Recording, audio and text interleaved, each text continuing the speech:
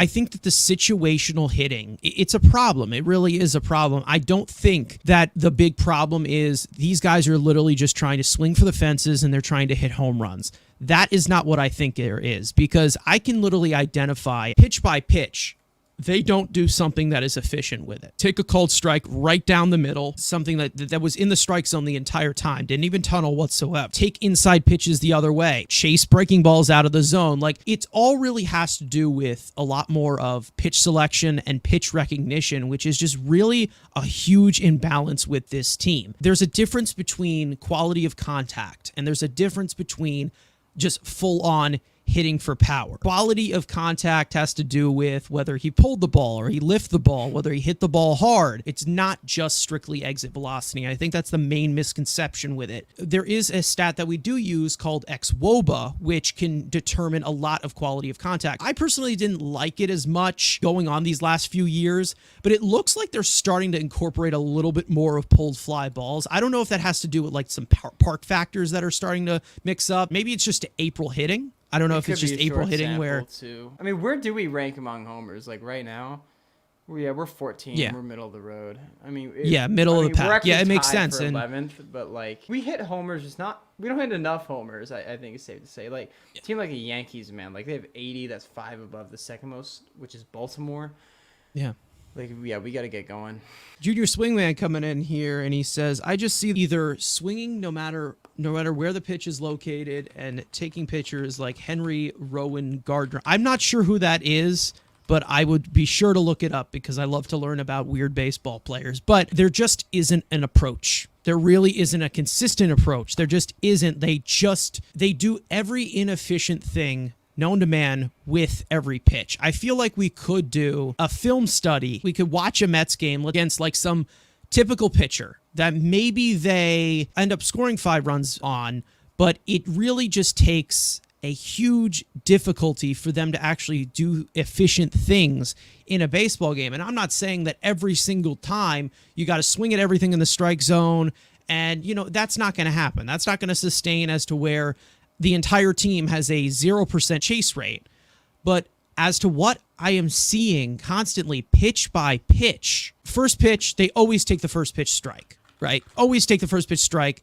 Then they stare at number 2. They chase at strike number 2. The efficient approach that goes on with power and quality of contact in this game, this is not the approach we're talking about. And I think that a lot of Mets fans are talking about it as, oh, they're just trying to hit home runs. They're trying to hit for the fence. No, the approach sucks. The approach is just not good. Especially situationally, it just feels like they're get nervous or something. I don't know. They get the yips or something, and it's even worse. They're like, oh, well, I don't want to get booed.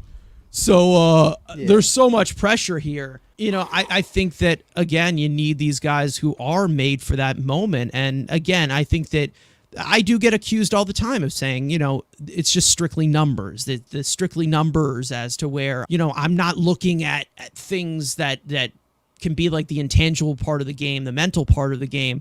I'm aware that it's there. I just think that there are certain approaches in this game or hitting profiles in this game that definitely can help you in these certain situations. Pete Alonso should be able to, with his hitting profile, to match up fairly well against these high leverage pieces because he has the best recorded bat speed on the team. Average pitch selection, which has gone down this year, obviously. A guy like Tomas Nido, I don't expect him to get a hit against these good pitchers.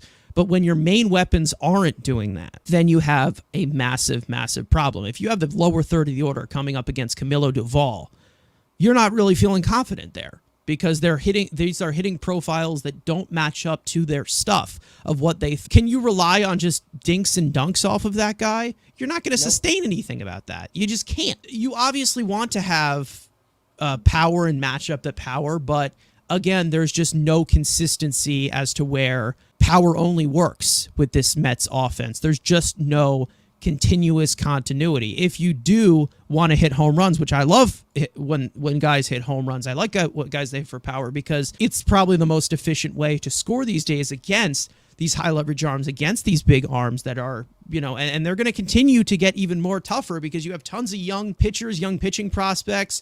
Paul Skeens is going to be around here for a long time. Let's just say that. Tyler Glasnow out there, you're going to be facing these arms in the playoffs, and you can't really rely on getting hit after hit after hit after hit, little bloop after bloop after bloop. It's a good result. It's a good way to move the line. It's a good way to get consistency, but you can't rely on that. And I think that the Mets are trying to rely on that. They're failing because they're facing really good pitchers, and then they get in their head, they try to hit some home runs, nothing goes right at that right time for this offense. And that's the main reason as to why they've struggled so much. It's not really just about timely hitting. I think that it's more of just about the full-on approach at the plate, which has just completely gotten lost in the mail. You're going to be facing guys who don't make that many mistakes, where you have such a window of opportunity to go single after single after single after bloop after bunt after error or wait for the defense to screw up. You can't go like that. But I think that overall the approach is just not there.